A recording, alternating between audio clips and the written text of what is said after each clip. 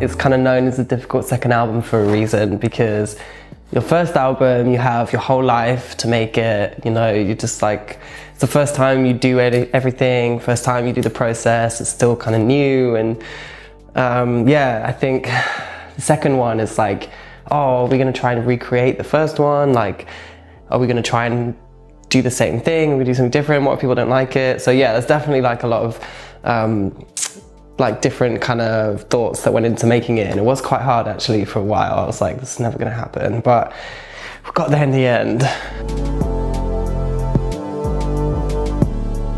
Yeah, so I guess it feels a bit like, now when I think back about the first album, it feels like, you know, I don't know, like we won the lottery or something. You're just like, wow, I can't believe that happened. And so then, I don't know, it seems like so unlikely that it would happen again, but I want it to happen again. I'm like, oh, I want it to be successful, but what if it's not? And so you just, I don't know, you just have to kind of let go of that and just hope that like it reaches the people it needs to reach. And it, you know, I really love it. So I think that's kind of just, I'm happy with that, I think. I know for me as a songwriter, like I felt more and more kind of confident to really express myself honestly, and I just hope that with this album it inspires somebody really, or it means something to somebody, because I think that's, you know, the most meaningful thing about music is when it touches you. And you know, I would love for these songs to inspire somebody to make their own music or make their own video, or you know, just to become the artist that they should be.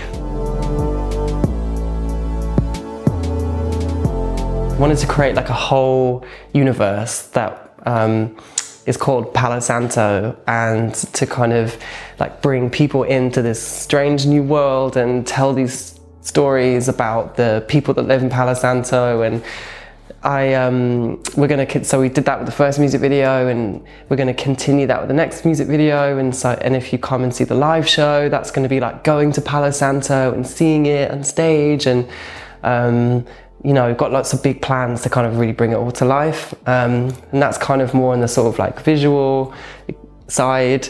And then I think musically it's actually very different. Each song is quite different from the other. So hopefully there'll be some like surprise moments, like you didn't think we were gonna go there, but we did. So yeah.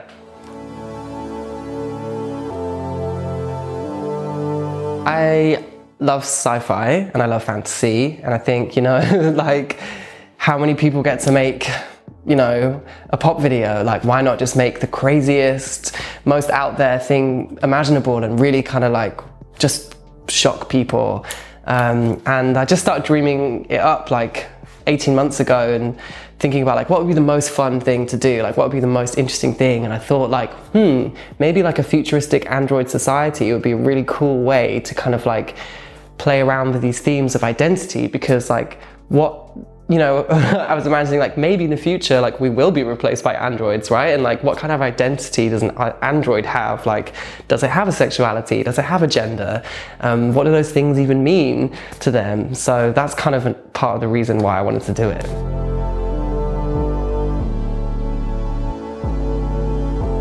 I guess for me, I found that being like open about my experiences and my mental health and my sexuality has been like very meaningful for me, and it's helped me kind of like come to terms with all of those things. And then I've seen how, you know, like I've seen firsthand the impact that has on other people, because, you know, like so many of the fans of the band would come and, you know, say to me like, oh, I'm going through the same thing, or someone close to me is, or like, thank you for speaking out.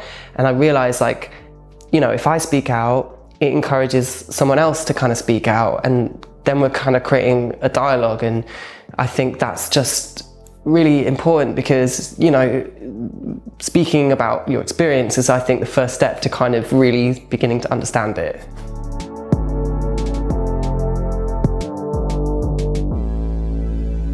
I never really imagined that I would kind of be someone that speaks out on the things that I do speak out about.